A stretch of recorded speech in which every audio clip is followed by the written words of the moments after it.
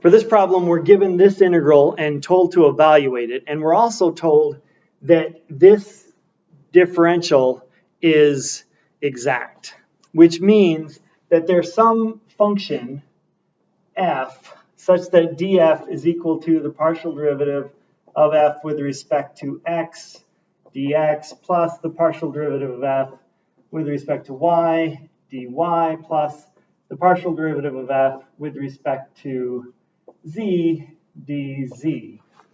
So if we can find that function f, then to evaluate this integral, all we need to do is find f of 3, 4, 5 minus f of 0, 0, 0.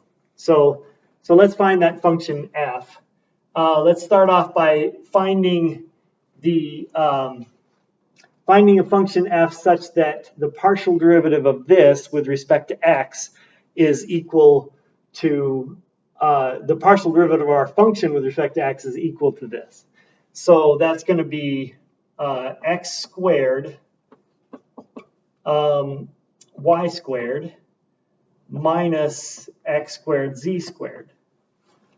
All right, so that works for this. Now let's check that it works for y and for z. So the partial derivative of f with respect to y is going to be 2x squared y, which is what we have here.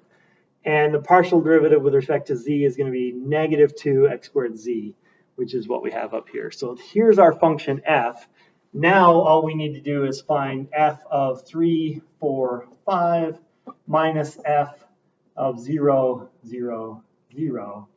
And that's going to be equal to 3 squared times 4 squared minus 3 squared times 5 squared. And of course, f of 0, 0, 0 is going to be 0.